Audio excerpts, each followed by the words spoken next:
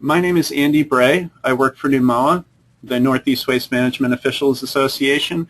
I'm also the co-chair of the National P2 Results Task Force, which is a joint venture of the National Pollution Prevention Roundtable and the Pollution Prevention Resource Exchange, otherwise known as P2RX.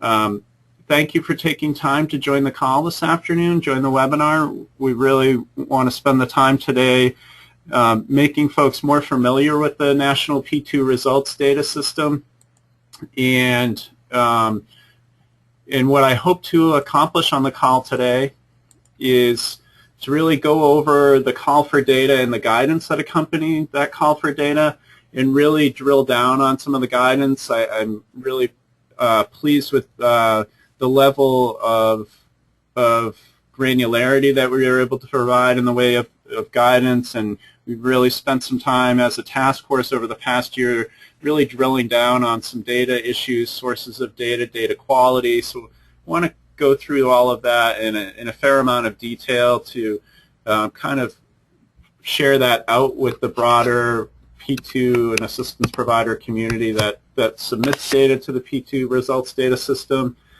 and also want to then take time to walk through the data system itself and show you some of the new features that we've built into it. It's undergone somewhat of a substantial overhaul in the past year. We're hoping that it still looks familiar to those of you that have reported through the system before, but certainly more streamlined and more modernized. And so I'm going to walk you through the reporting features, highlighting some of those changes. There's also some new data points in this reporting cycle that I really want to highlight related to sustainability, sustainable materials use, sustainable business practices. And so we'll cover that in some detail. And then lastly, I want to make sure we leave plenty of time for questions and answers. We often find that because we only go out for these calls for data every year, every other year, that it's like starting over again for some folks because you've been away from the system for a while and you need a really in-depth refresher. And so we want to make sure we leave plenty of time for questions. You can feel free to submit your questions online through the go-to question box, and I will pause periodically to take up some of those questions. We'll also have a Q&A session at the end, so feel free to capture them as you're thinking of them and put them in the queue in the question box, and I will try to take those in order.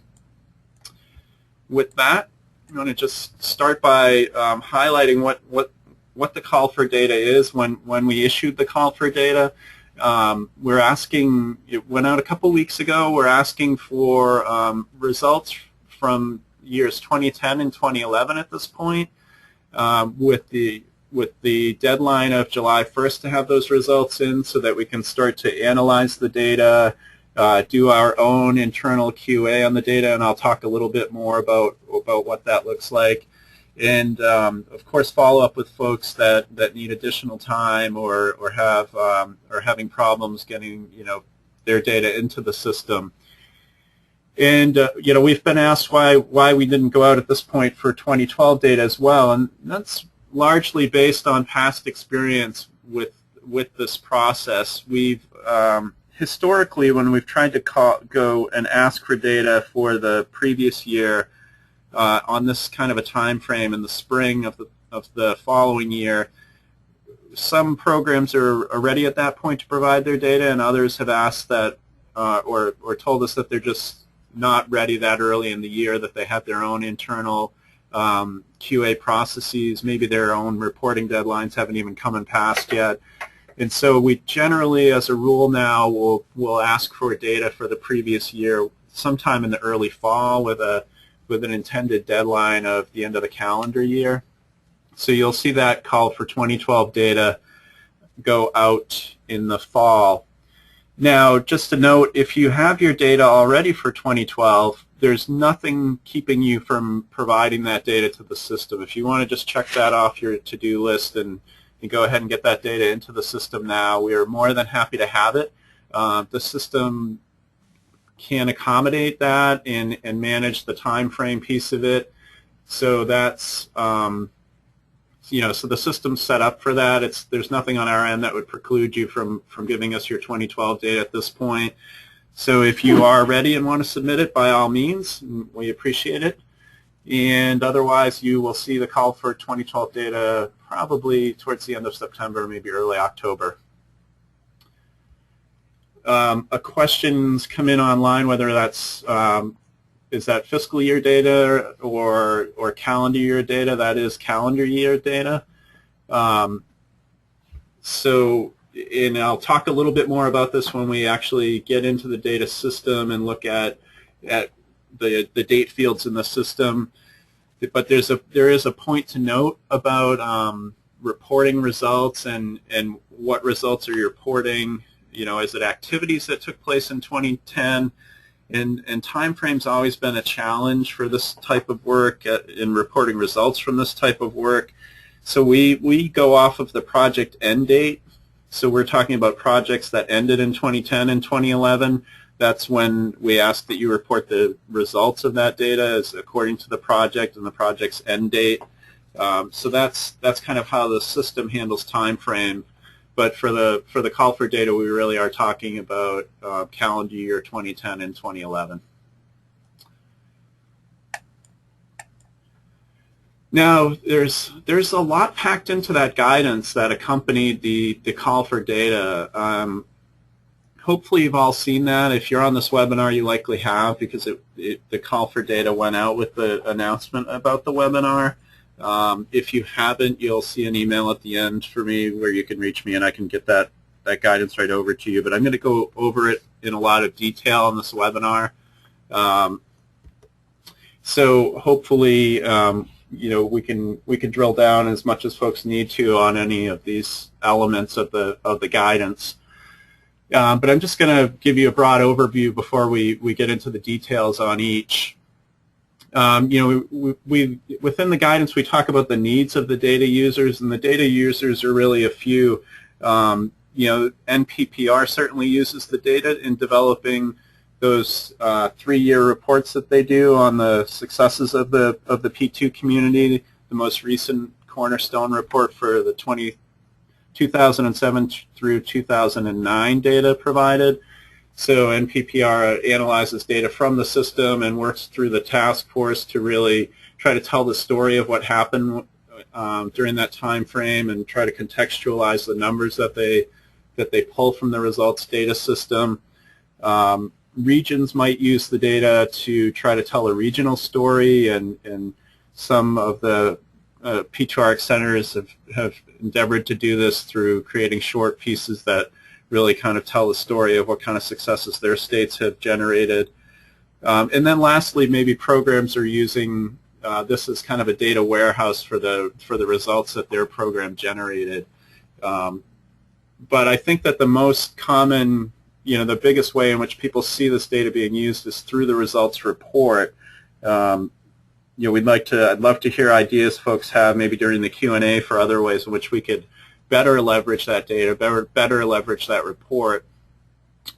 But that's the current state of how the data is being used, really to kind of help tell the success story of the programs and what they've managed to achieve, and really even trying to put that in the context of what they've managed to achieve with the resources available, and trying to tell that story of dollars spent for dollars and pollution prevented. Dollars saved and pollution prevented. We want to look at what we've been referring to in the task force as attribution or nexus, and that's really, what kind of a connection is there to the data being provided to the system and the P2 activities that help to support or achieve those outcomes. And really taking a closer look at that. I'll go into that in some more detail in a bit. Reporting and metric guidelines, really this is kind of something we always want to cover, but is making sure that everyone's clear on what the data points are and what we're asking for, and making sure you know how to access the data dictionary for the system should you have questions about what specific data points are. So I'll go over that. Guidance on data quality management practices, that's some kind of common sense pieces, but just things that we want to affirm with you all and highlight. And and if you aren't, well, sorry, if to just get people, make sure that we're all on the same page in terms of the data quality practices that programs are using with regard to the data they're providing to the system. And then also, I want to talk about the sources of the outcome data and the methodologies that are used to arrive at those numbers. And there are a number of both outcome data sources, where people are getting the data, and methodologies that they're using to arrive at the data. So we want to talk about that in a little more detail. But to start with examples of types of activities, I don't think that, hopefully there's no surprises in here, but I just wanted to kind of give a flavor of the types of activities that we're seeing folks report on or report outcomes from. It's a pretty decent laundry list of P2 program activities, hopefully nothing that's surprising to you. But we do see, data coming in from planning requirements, states with that regulatory piece that are requiring use data reporting. And then as well, we see plenty of data come in from on-site technical assistance, training, excellence awards and grants is a big one, and recognition programs. And so, just a whole slew of different types of activities that folks are reporting on. And I think, I'd be interested to hear if there are activities that your program does that you have not been including the numbers on. It'd be an interesting discussion topic. What reasons might you be pulling those numbers back?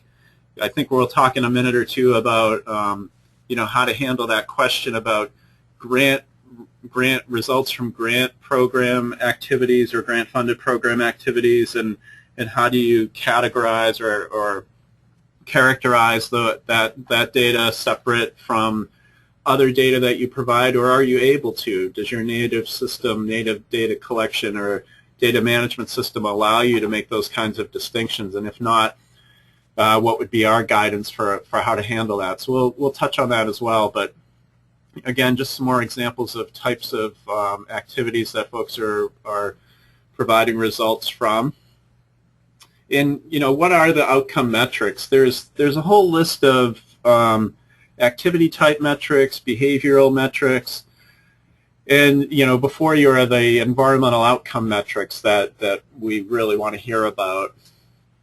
These are the really the holy grail. We've been on a continuum for a while where years back we tended to only think about or report on the types of activities we were doing and the level of activities, be it how many workshops we had, how many site visits we did, how many site visit hours, and we've moved from there to talk about the types of behavior changes that clients are reporting as a result of working with us. We do some post-survey and hear about, have they implemented any of the practices we've talked with them about? Have there been any culture changes within the organization? Have they implemented some P2 policies or EMS, and have they they're reporting improved compliance as a result of their P2 activities? But where we really are today, and what of course our funders want to hear most is what real hard environmental outcomes are we able to report, and as a result of programs activities, what types of measures have we been able to capture in these different environmental media or financial impacts. So when we get over to the data system, I'll spend a chunk of time going into these metrics in a little more detail and how we capture them and how granular we get with some of them. But just thought I would put this slide up there to kind of get the wheels turning on the types of environmental outcomes that we look to capture through the system. And now to talk a little bit about reporting guidelines. I mentioned a few minutes ago the idea of, how do programs report outcomes from EPA-funded activities, and do that. How do programs report outcomes from EPA-funded activities, and possibly do that separately from reporting numbers from non-EPA-funded activities?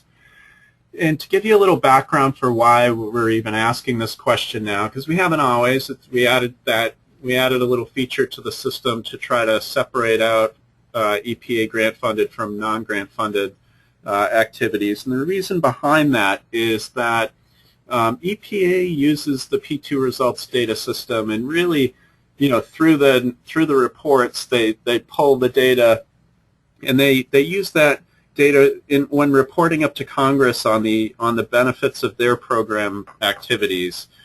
They take some measure of the results from all of your activities, and they take some small partial credit for that. Maybe credit's not the right word, but they take some small percentage of that and say, due to their activities with the grant programs and the other outreach and assistance and programmatic work that they do, they're having a larger impact beyond just what results are coming in through their grant-funded activities.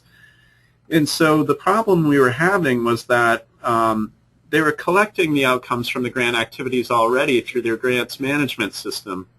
And so that when they would come to the P2 results data system and see the much larger numbers than they were getting through the grant-funded activities, they didn't really have a way to deduct the grant-funded activities from the larger aggregate numbers coming out of the national P2 results data system. So they had to be ultra-conservative and basically could not use both the grant-funded numbers they were getting through their system and the P2 results data system. And we really wanted to try to get our hands around whether or not we could build into the system a way to flag the grant-funded activities and resulting outcomes separate from those that were not from grant-funded activities, and allow EPA to pull a report of just non-grant-funded outcomes. So we've tried to do that. I'll show you what that feature looks like in a few minutes. But I guess, the question, and something I'd love to hear some feedback from you all today on, is your ability to make that distinction. Does your native system for collecting and managing outcome data or program activity data allow you to kind of make that distinction? We've had a fairly high-level conversation about this, and the guidance that we give folks for when it's vague is to just apply the same rules you apply when providing results to EPA. So if you, for instance, if a certain sector initiative is funded by multiple streams and part of that funding is EPA grant funding, when it comes time to report your grant activities, how are you quantifying the outcomes? How are you applying some reductive factor and only giving the grant funding partial credit for it? But whatever math you're already doing, that you just carry that over into your logic for how you're reporting outcomes to this system. So hopefully that makes sense. If you have questions about that, let's talk more about it in the Q&A. There's the next item on the list here about pausing before reporting results that may be beyond the reach of state and tribal P2 efforts. There's been a couple of occasions where, and this is over the history of the system, where some numbers came into the system. They were substantial. They were very large, and orders of magnitude larger than other numbers that we were seeing. And so when we circled back with the program and asked some questions about attribution, we weren't really able to draw a straight line between those numbers that were reported and anything that had to do with the state or local or tribal P2 efforts. So we really you want to kind of highlight that piece around attribution. I have another slide that goes into that in more detail, but just kind of a cautionary note that you really want to be able to make sure that there's some connection between the numbers you're reporting and something that your program did. We are asking, and I mentioned this earlier, that folks report 2010 results separate from 2011 results. If that's a challenge for your program, I'd love to hear about that today. We have run into the problem in the past where we've asked for example, in the last call for data, we asked for 07, 08, and 09, and we had some programs that reported lump sums for those 3 years combined. It makes it a little challenging to say anything about year-over-year results.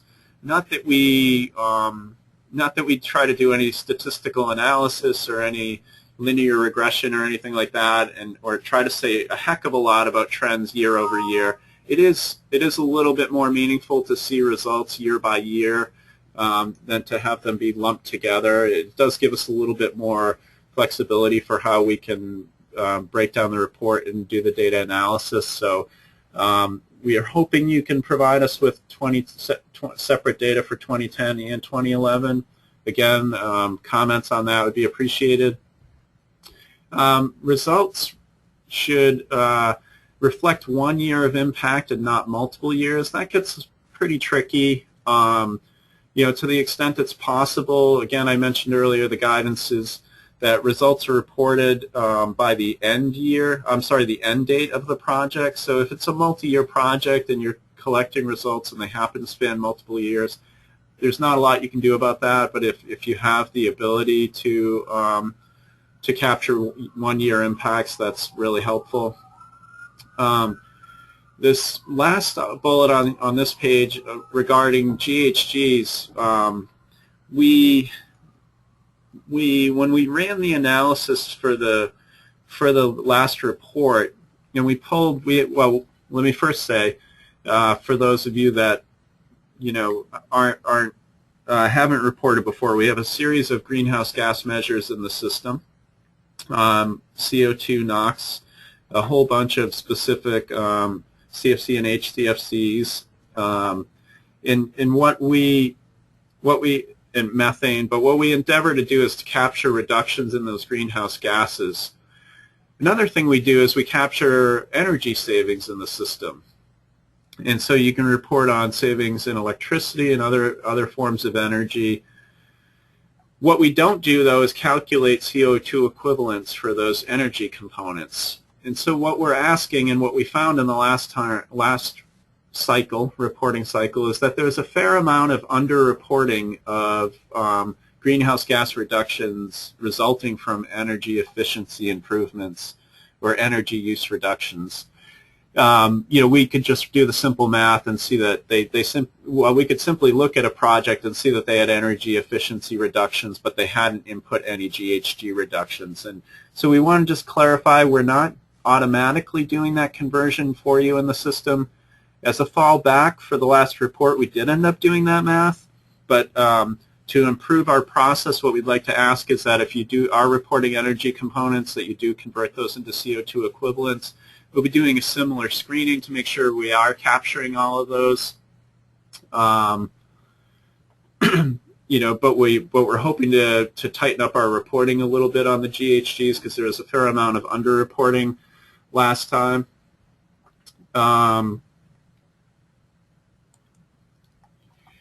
Before I move on to data quality management practices, let me just pick up a question that came in through the question box. There is a question about grant funded data separately, and is it just reported directly to the grant agency or within P2RX? For our purposes, when we go over to the data system, I'll show you the feature that asks whether it's grant funded or not. In my comments earlier about using the same methodology that you would to the granting agencies, just to help clarify those gray areas where you have multiple funding sources. Obviously, you're reporting outcomes from that grant-funded activity to the funder themselves, and we're just asking that you use that same methodology when reporting data to the P2 results data system.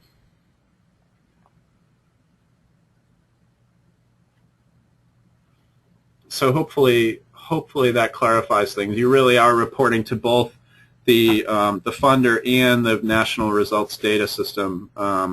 We would have loved to provide a single point of reporting for that, but it just was not. We did have a decent discussion with EPA about that in the early days of the system, and it was not possible to come up with a way to do it that would not place the P2 results data system in a federal grant reporting role, not something that our federal partners would be able to accept or allow us to do. So there is a little bit of double reporting for any grant-funded activities, but that's just kind of a nature of things. Now, moving over to data quality management practices. Just some notes on kind of some best practices or common sense things.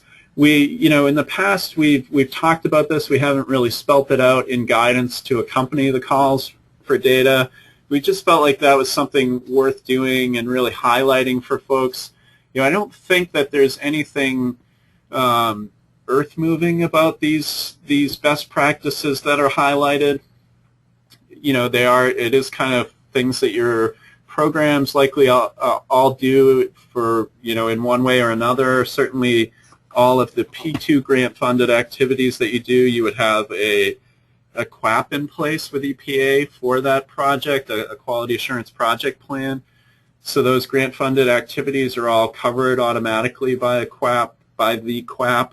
And likely, obviously, any of the regulatory data flows where the programs that have a state reporting component, you all, of course, have extensive quality assurance, quality management plans in place for how you're managing that data. But we just want to really highlight the need and importance for that, and make sure that assure that there is an appropriate level of data quality practices in place for the data that's coming into the P2 results data system. We at P2RX are really stewards of the data, and we house the data system, but the ability to really perform any meaningful quality check of the data, we could do a straight face test. We aren't able to really validate, not knowing the primary sources of the data and all of that. We're not really in the position to do the real QA piece, other than to do, make sure that things seem appropriate and within scale, and do some real-world calibrating or benchmarking of that data against real-world data. But we aren't able to do the primary QA of the data as it comes into the programs from the data providers. So we just an affirmation that those things are happening. Sources of data, really see three main, or I say three, but each of these is there are multiple streams to each of these groupings. But there's really the mandatory state data, there's the on-site work, and then there's awards, recognition, and certification programs. I think those are kind of the three main areas that we see data coming from. So the mandatory state pollution prevention reporting applies to the handful of states with use data reporting, and the ability to look at reductions year over year of chemical use data. Then there's the on-site assistance from program staff going out into the field, be it volunteers, retirees, or staff going out and doing on-site work, maybe developing a P2 plan with a facility, and then doing some follow-up down the road to see what they have implemented from that and capturing the results of that. And then there's the the awards programs, recognition programs, and certification programs. A lot of times, from the awards programs and recognition programs, there's numbers that just come in. They say, we've implemented these practices, we've managed to achieve these kinds of outcomes, and programs are capturing that data and reporting it up through the system, and that's all great data.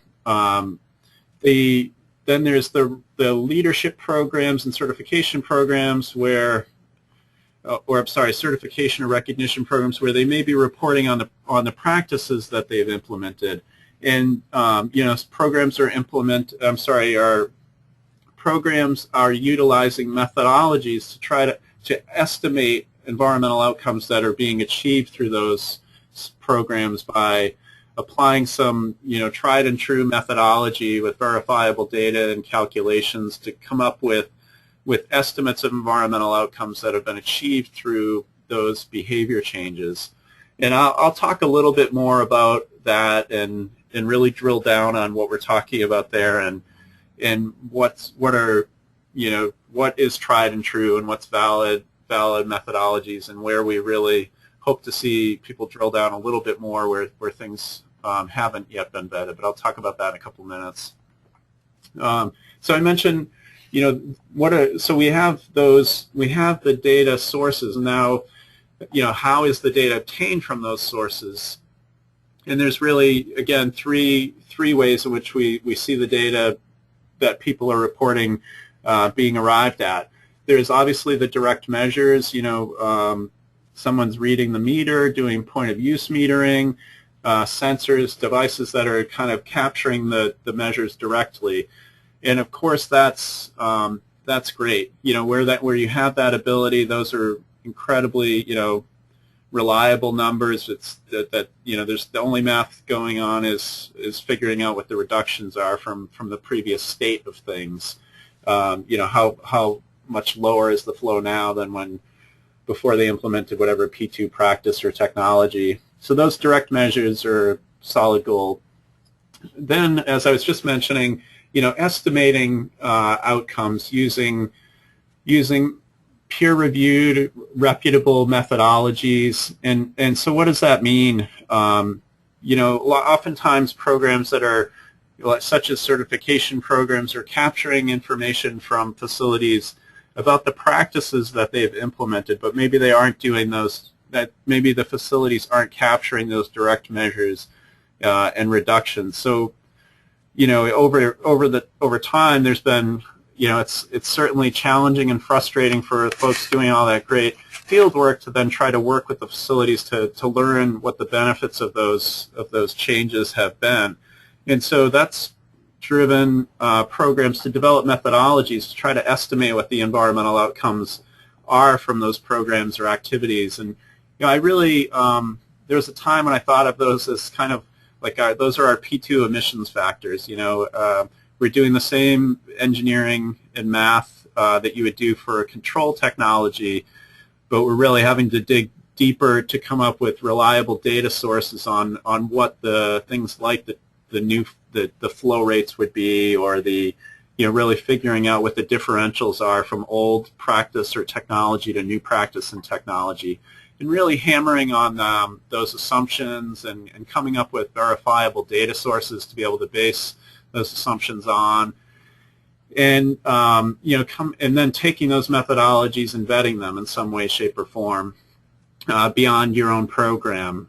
And so that's what we mean when we talk about reputable and peer-reviewed methodologies, is that you've taken the time to develop such a methodology, you've documented it, you've in a fairly transparent way, and you've shared it out and gotten some kind of kick the tires on it a little bit with some of your peers. So that's, that I think the confidence level with those numbers is very high. And then the last grouping is taking that similar approach, but maybe the methodologies have not been as well vetted yet, or maybe they haven't gone out beyond the program and you haven't had time or resources to try to better validate them. And that can happen, certainly with younger initiatives. That's just the reality of it. You've just developed the methodologies, you're fine-tuning them, you're trying to real-world test them with some of your best facilities.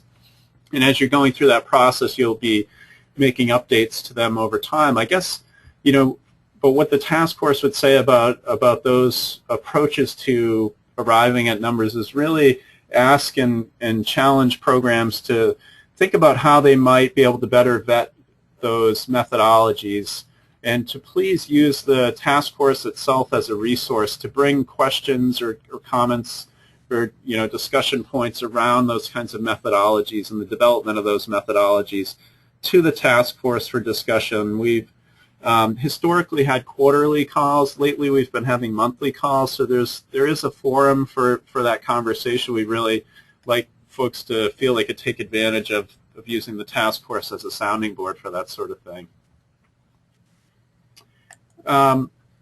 And let me hold on this, and at this point I'll jump over to the P2 results data system and actually get into the walkthrough of the system itself and highlight the features as I mentioned earlier.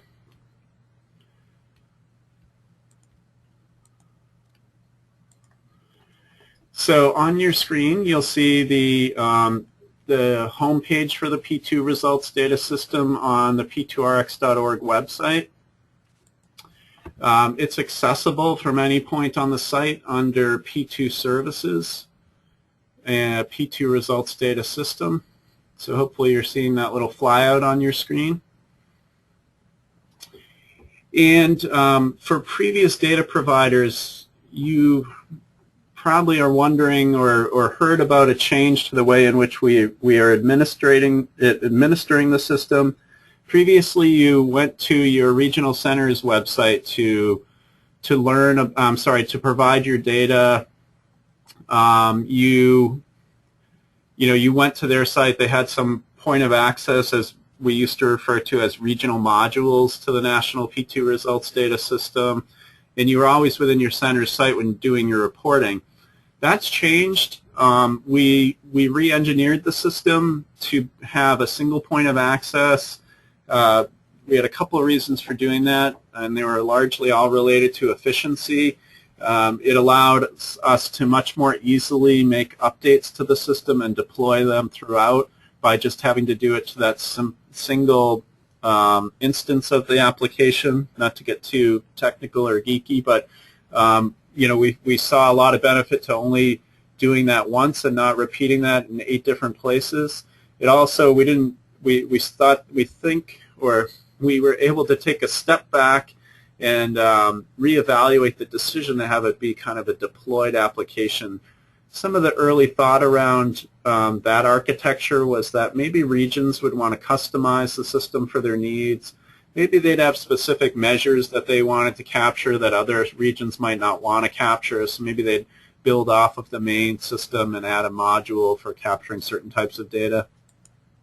Over the years, we've continued to ask that question of programs, and we went through a formal process of collecting those kinds of requests. And the number of requests were minimal, and we were able to get agreement through the task force that the few data elements that folks were interested in adding were something that we could accommodate through the national system. And so we just went ahead and did that. And so that early need or thought, perceived need of wanting to have things customizable at the regional level never really came to pass. So we decided to take this step to kind of pull it back to a single platform, and it's been really helpful as we've gone through the process of making upgrades to the system over the past year. So I am on the home page. From here, you would want to go to the admin area, and that's where you can log in. I'm currently logged in, so let me just log out so you can see what that admin screen looks like when you land on it the first time. And you'll be prompted for your username and password. Mine are already filled in. You just click on Login. Once you're within the system, you have the option of updating your agency's profile. If you need to add maybe a new staff person, you can do that here, and you would just be giving them access to the system under the program's account, and then making them eligible to provide data. But what I really want to focus the majority of our time on with the demo is going in and showing you what it looks like to provide data to the system, how to add a new project, and what some of the data points are. So I'm just going to go ahead and do that and show you the admin forms for adding a new project. And the nature of this webinar is really to be fairly detailed in terms of the level with which we walk through things. So I will just go through and add a test record as I'm showing you the features. So you'd add your name. The data, whoever's typing the data in would add their name. Some programs don't have individual user accounts and just have a program account. So having this name feature is helpful for whoever is administering the program account to be able to go back and see who in the program provided which records. A project name, just say test project. Then you would define the scope of the project, be it national, regional, or state. The majority of the projects would be at the state level. So I'll go ahead and select that state button. Then you'll see you're prompted for which state. And since I'm sitting in Massachusetts today, I will say Massachusetts. The start date of the project, you notice when I clicked in that window, the calendar box popped up. You would go ahead and pick the start date for your project. Since we're talking about 2010 and 2011 data, I'll use January 1st at 2010 as my start date.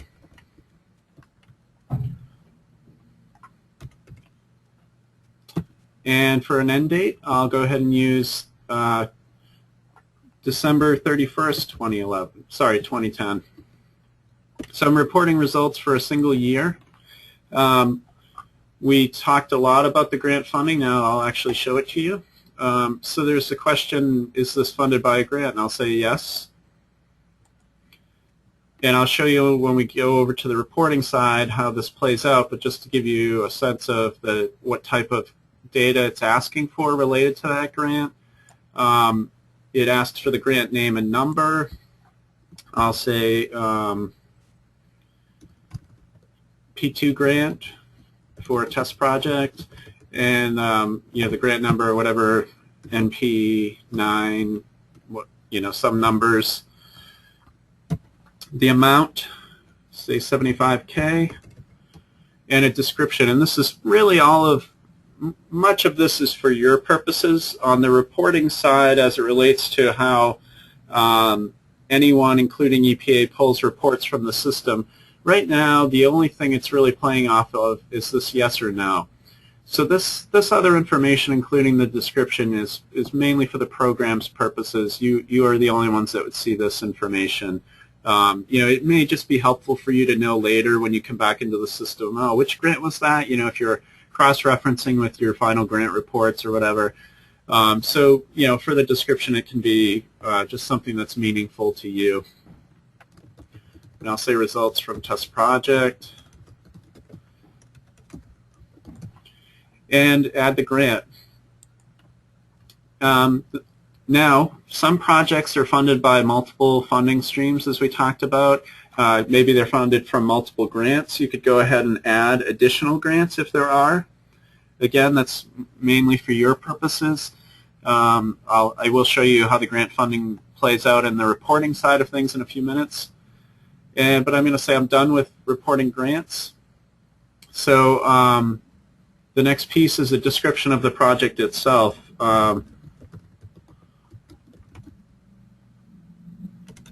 I'll say test project sector initiative.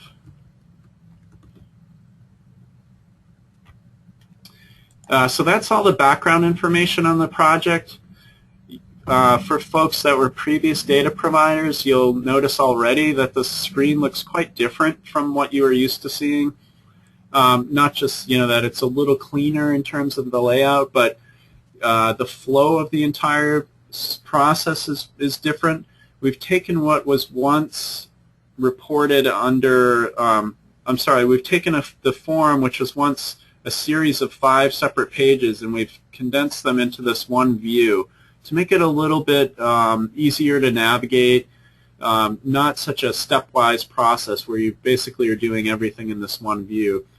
So this would have been step one, where you're defining what the project is and giving some background information on the project itself.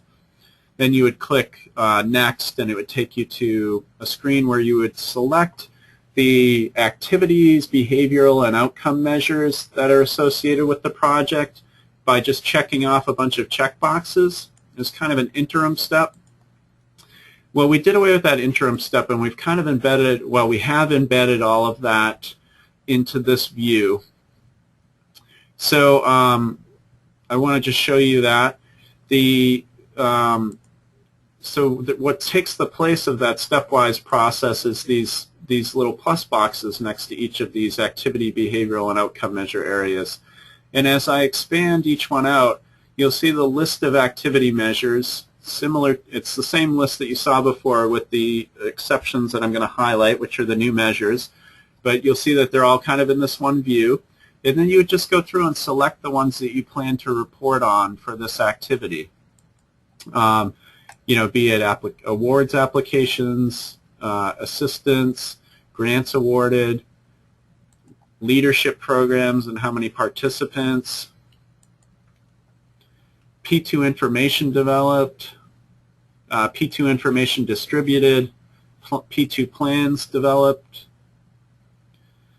site visits and site visit hours, trainings, workshops, meetings, and conferences, and how many attendees, and then website traffic in both user sessions and page views. And it's a good point for me to pause and say, maybe you already have questions about what some of these data points are, maybe particularly that last one. There is in the system a reference document, and I'll just jump over to that now for a second. You'll see under the Tools in Guidance tab, you'll find the National P2 Data Dictionary. And what the P2 Data Dictionary is kind of a quick reference. Well, it is a quick reference with what I think of as kind of scope notes. What are we really talking about for these different data points? And so I'll just click over to it to give you a look at it, and hopefully it will answer any questions you have about what's being asked for under any of these categories. You see I pulled up the section on activity measures within the data dictionary and jumped to the web visits. And so we're asking for user sessions and page views, and that's really how many people have visited the site and how many pages they've looked at for the site. If that's not meaningful to you, it would be to your web person.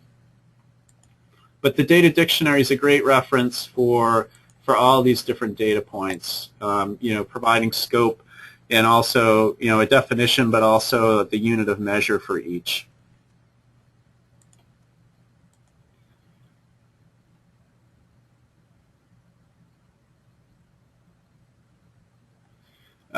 There is a question that came in online regarding grant-funded activities, and are we talking about all public grants or just EPA grants? And in the context, we are talking about just EPA grants because of the way in which the reporting is being used. If it's another federal funding source, you may want to also indicate that it's grant-funded so that those federal grant-funded activities aren't being double counted across federal agencies, but the guidance really is narrowly focused on P2 grants and source reduction grants, particularly EPA-funded grants.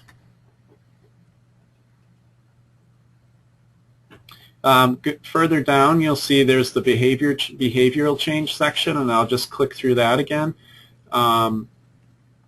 I mentioned earlier that there were some new measures, and you'll start to see some of those under the behavioral change section. But I'll just expand all of these out so you get a flavor of not just what the measures are, but also the units that we're looking for. You'll see a number of them are focused on clients that have adopted certain practices, and so you're really just reporting the number of clients. One of the new, well, a couple of the new measures here that I'll highlight for you. Clients developing sustainability policies is a new measure. We had asked previously about clients reporting adoption of P2 policies. Now we're also asking if they've adopted a sustainability policy. We're also looking at, and you'll see this elsewhere, looking a lot at green chemistry, more sustainable material choices, you know, some life cycle thinking. So there was an exercise that we went through, led up by my co-chair, Ken Grimm from PPRC, to look at the national P2 results data system and also look at other sustainability reporting standards and consider if there are other sustainability metrics that we as a community might want to collect and look at. And so Ken went through that process, looked at things like GRI, and brought a recommendation back to the task force with a handful of measures, I think 8 in all, that we might consider incorporating into the national P2 results data system. And the task force found favorably on that recommendation and have adopted those new measures. This is the first year, obviously, that those measures are in the system or included. And what we've typically seen is somewhat of a time lag between the time we add a new reporting feature or new data point and the time and the time frame with which programs are able to report on that metric. So, you know, this is really a question for you as a program. Are you currently capturing information about who's developed a sustainability policy, about you know, clients that have performed a green chemistry alternatives assessment? And I'll just highlight the other ones as we go here. But you know, we do have typically seen a time lag where folks aren't capturing those kinds of measures, or capturing new measures in their native data system, and they need to take time to, you know, incorporate that into their data gathering and then, you know, before they're able to report up on those numbers. So this is, in a way, you know, if you didn't see those recommendations and that adoption through the task force, this is kind of a big introduction to these new measures, and I'd be happy to entertain questions about them, but really ask that you consider how you might go about capturing these in the future if you're not capturing these kinds of measures. We have clients reporting an increased awareness and understanding of opportunities, clients reporting implementing suggestions, that's both how many clients but how many total suggestions, developing a P2 team, mapping their process. Using life cycle thinking is a new metric as well. You know, and there was a lot of discussion in the task force about whether we, you know, do we just capture information about clients that have performed life cycle analysis and gone through a formal, rigorous life cycle analysis, be it a product line or production level. And you know, the sense was, or the consensus view that emerged was that might be setting the bar a little too high, and that there's a lot of clients that are starting to or on the path of incorporating life cycle thinking into their operations, and really wanting to get a sense of how broadly that's happening, and let's start there before we go so far as saying have done a full life cycle assessment. You know, partly there's the cost component with the full life cycle assessment, but also we didn't want to.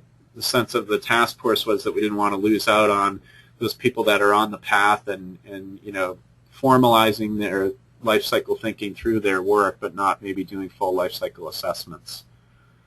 Another new metric, capturing how many sustainability staff companies are employing or clients are employing.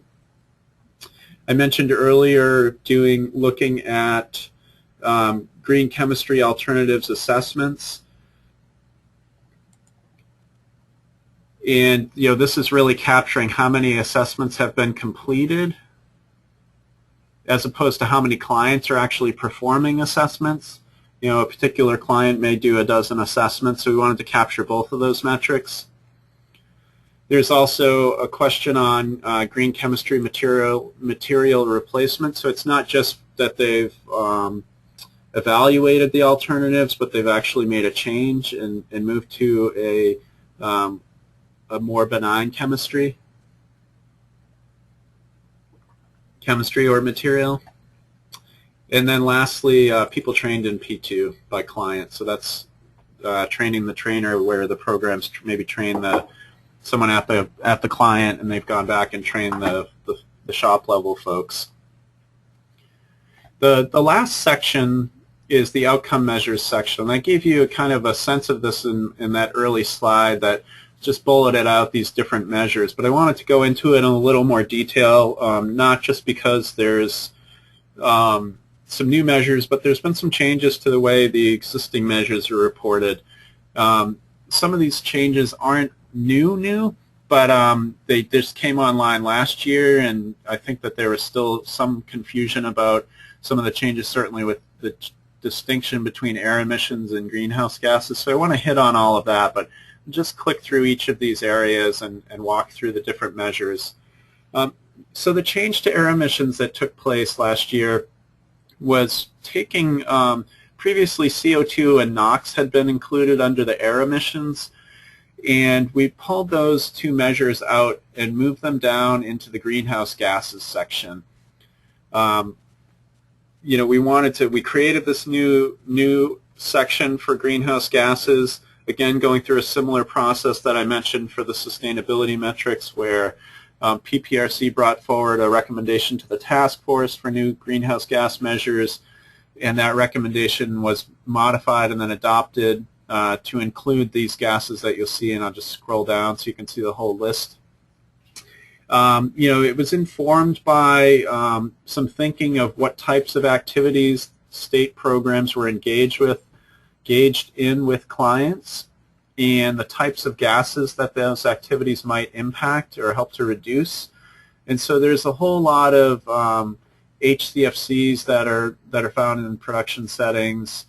There's also the perfluoroethanes and methanes.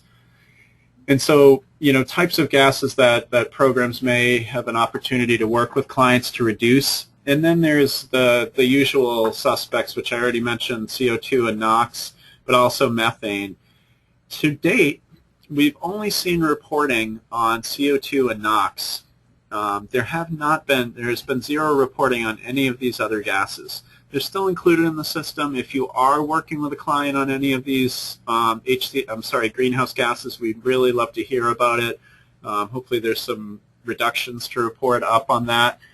We're going to continue to evaluate whether it makes sense to have all these other compounds broken out or greenhouse gases broken out. But for the time being, they're still in here, so please share with us any numbers you might have to report. There's scrolling back up here to byproduct reuse. This is a new category in the system. And so this would be industrial byproducts that are reused in as a feedstock for another industrial process. So just capturing pounds reduced from that, to capture the sustainable material choice of that over a virgin material. There's the energy section, which there haven't been any changes to, but just capturing these different reductions in energy uses. I'll highlight this piece on initial cost that you see in all of these categories and just comment on that for a sec. These are costs that clients are reporting, upfront costs, be it capital expenditures or other costs associated with implementing the project. So we capture that initial cost so that later when we do a calculation of cost savings, which I'll talk about in a little bit when we get to the reporting side, when we have that initial cost to subtract from the cost savings to get a more real world picture of the net savings. So that's what this initial cost field is in reference to. Scrolling down a little bit, I mentioned we have energy. We also have green energy, and this is the either generation or purchase of these various green energy sources. And so capturing, we're not just capturing energy efficiency improvements, but we're also capturing more sustainable choices in terms of the energy that facilities are using. Whether they're actually generating it on site or purchasing it. And next, hazardous materials. Just pounds of hazardous materials reduced. Hazardous waste, again, pounds of hazardous waste reduced. Non-hazardous materials. This is a new reporting feature again, where this used to be a single number that we were capturing. Now we want to get, we're trying to, or we're asking for more granular information on the types of non-hazardous materials. And really, again, on that sustainability thread, trying to get at what types of more sustainable materials choices clients or companies are making. And so you'll see everything from, recyclability to renewable materials use, to even drilling as far down as transport and display packaging. So there's a lot more granularity here on non-hazardous materials use reductions that we're hoping to capture. Organics recycling, again, looking to capture that more sustainable practice of diverting organics from the waste stream, and either they're headed then for either composting or anaerobic digestion, or maybe even to the pig farm. Solid waste is just the direct, just the pounds of solid waste reduced. Water pollution, there hasn't really been any change to this section, but again, we're not seeing a lot of reporting beyond, BOD. Maybe a little bit on the toxics. So, we may want to evaluate this moving forward, but for now we're still asking if you have these other breakouts of water pollution that you include them. And then lastly, water use. Gallons of water reduced. With that, I'm going to jump over to, that would be the process. You'd go through and fill out this form on your project, and then click Submit. It would take you to it would just refresh the screen, record the data, and then if you had any amendments to the data, you could go ahead and make those in line. You'd still be looking at the same view. You'd be looking at this form, so if you left anything out, you could just go ahead and add it in. Pretty straightforward. A little different from last time. You probably filled it out last time, got a page asking you to confirm what you had just provided before it would actually do the submission. Since you can update in real time, we did away with that confirmation step. The data is all there in front of you, and you just literally filled in the form, so we felt like we could do away with that interim step. So with that, I will scroll over now and take you over to the reporting section. And what I really want to highlight in the reporting section, and really make sure to wrap up in the next few minutes so we can get to the Q&A, is really want to show you the new advanced search features. Well, new to some of you. We deployed them a while back, but not everyone has been back into the system since. So I've pulled up the advanced search screen, and you'll see, similar to the input side of things, where you're adding a new project, you first decide on the scope of the project you want to look at. You could say national, programs that are just national in scope, or pick your region. Or you could go ahead and pick a specific state, and I'm going to do that. So I'm going to select New Hampshire, and scrolling down further, I could choose to input a start and end date. I'm not going to do that right this second. We could narrow to that in a bit, but I just really want to give you an expanded look at what the final report looks like, so the best way to demonstrate that is by not narrowing too much. Then I want to choose the types of activity measures. I'm going to go ahead and select all the activity measures, all the behavioral change measures, and all of the outcome measures. I'm not going to choose between grant funded and non-grant funded, so it's going to default to show me everything, but this is where that feature would come into play, where EPA or others that wanted to look at just the non-grant funded could do so. They would just simply click on that. But I'm not going to do that. I'm just going to show you everything. And I inadvertently clicked, so if you're wondering why I'm scrolling around here, my apologies. And then hit submit. And what we'll get back is, first of all, it'll remind me what the search criteria was, and that's helpful should you be wanting to print out the report, so you have that reference point of what you asked for. Scrolling down, though, then you get the results that meet your search criteria. Throughout, you'll see this definition link, and I can highlight that. I'm sorry, I could hover over that. Just want to see if that's coming through on your display. Yeah, that blue box that pops up. So it's the scope notes that the definitions that are embedded in the data dictionary are just also in line, so that you don't need to always have that data dictionary open, certainly not when you're looking at a report. So this gives you a sense of everything that's been reported, you know, from P2 plans to site visits to brief assistance, you know, scrolling down a little further to the behavioral changes. And then lastly, the outcome measures. And I want to spend about 1 or 2 more minutes on showing you some features in the report related to the outcome measures. You'll see, for those of you not necessarily following on the screen but browsing yourself, you noticed all these links for show cost coefficients. You're probably wondering what that is. I mentioned earlier the math, the back-end math that's employed to try to calculate cost savings, and I'm highlighting one of those cost savings on the screen. Historically, all of that's happened on the back end, still happens on the back end, based on the data reported.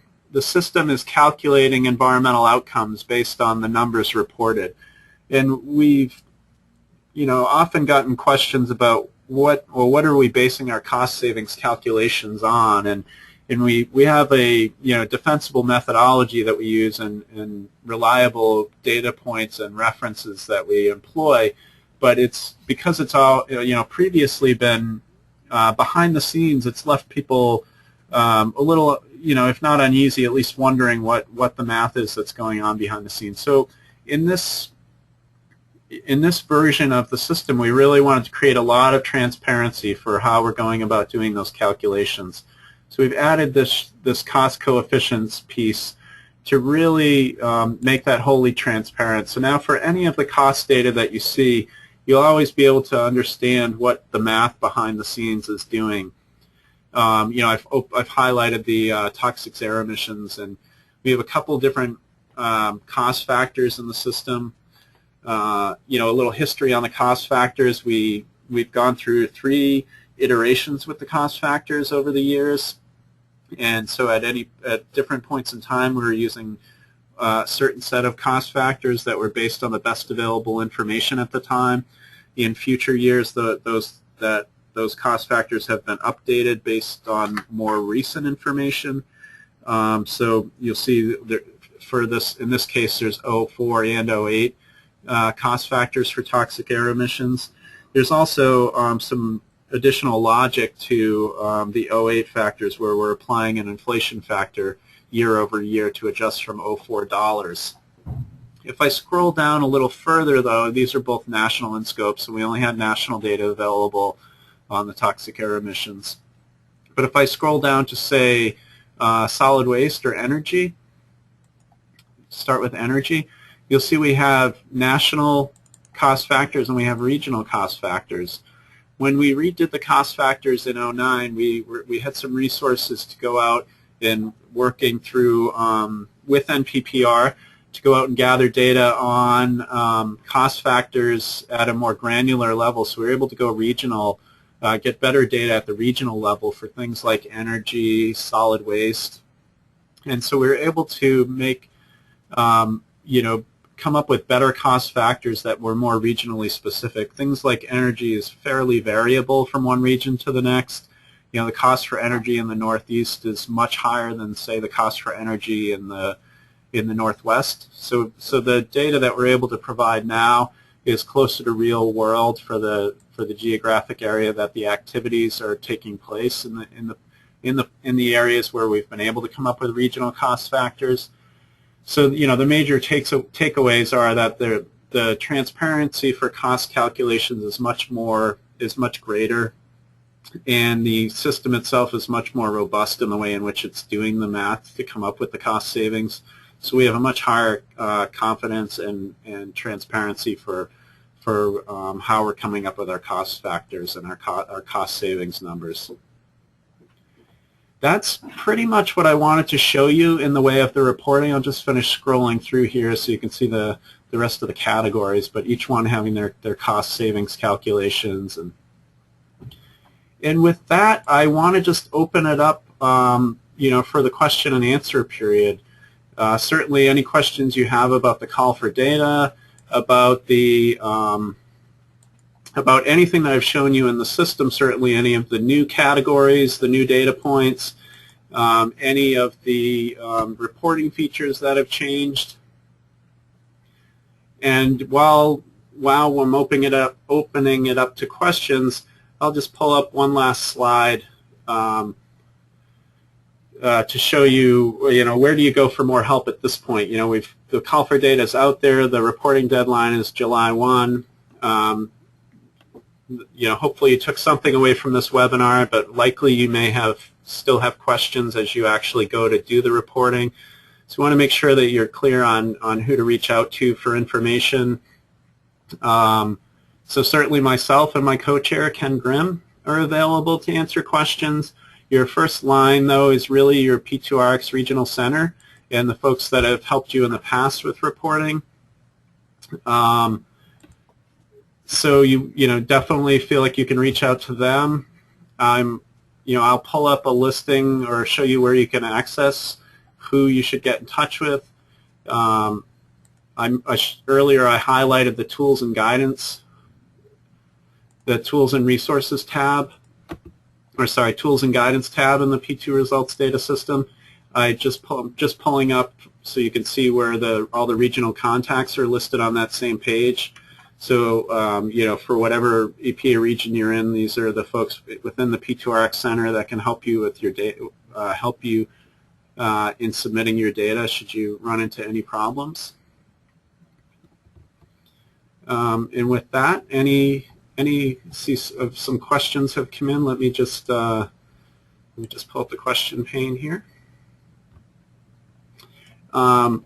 Question about I just want to verify if a facility in our program has a goal that extends over a period of 3 years, for example, and each year they report the annual reductions in reaching their goal. Do we report these reductions yearly since the reductions will cover different years? Yes. You will. We would very much appreciate if you reported those annual reductions in the year in which the reductions are reported by the facility. There is an inherent lag time to all of the work we do, meaning to actually understanding the impact from the work we do. And so that to be consistent, our guidance is always to report the outcomes as they're available to you. So in this instance, you have a facility with a 3-year goal. They're sending you annual reductions towards meeting that goal. You would report those annual reductions each year as they come in. So you would report the numbers that they send in for 2010 as your 2010 reduction, as their 2010 reductions, their numbers that they report in 2011 as their 2011 reductions. So hopefully that's clear. Other questions?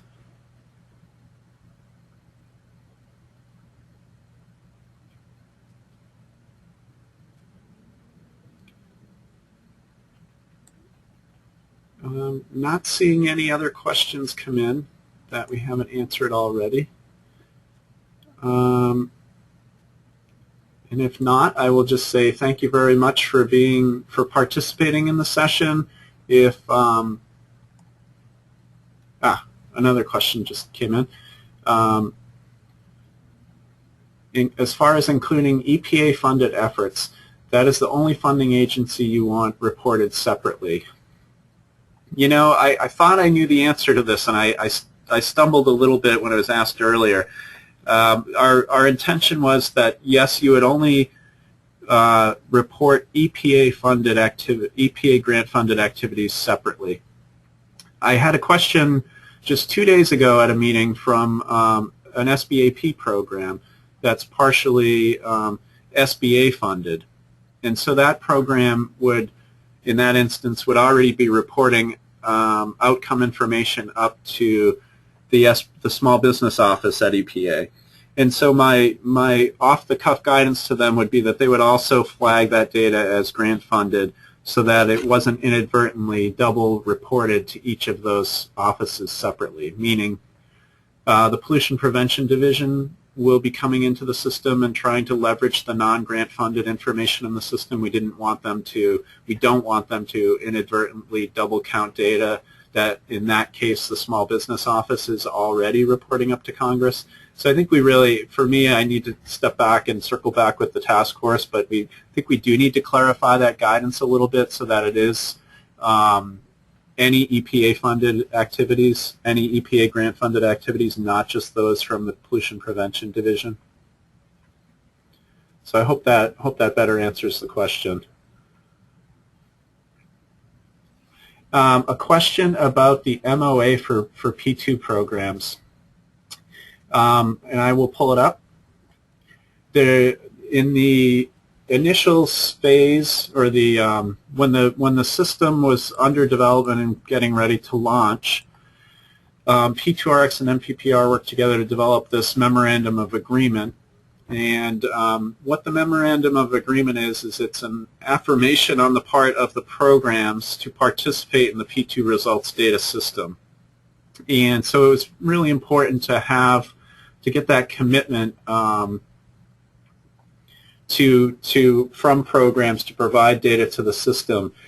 I believe last I checked with MPPR, there were some 40 plus programs that were signatories to the MOA, and yet we have over 90 programs providing data to the system. So it's not a prerequisite of participating in the results data system, but it is a nice symbolic piece. And for some programs, it was really a necessity to get that senior management buy-in early on to really participate.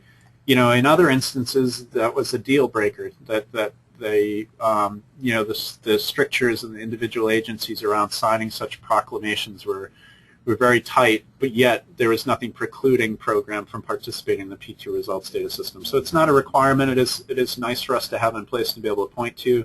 So if your program is not a signature, it'd be great to have you on board. Another question about how should we be capturing data from preferable purchasing options if much of those impacts are actually occurring outside state borders. And I might ask for a clarifying point on that. And while I do that, I'll jump back to the system so we can look at the impacted, or the data points in question. And so we're looking at, I think it's in reference to the non-hazardous materials use possibly. And so what we're capturing is pounds of materials. We're not attempting to extrapolate up from there to upstream benefits in terms of, if you're using, for example, recycled content paper, we're not going to try to say anything through the system about the benefits of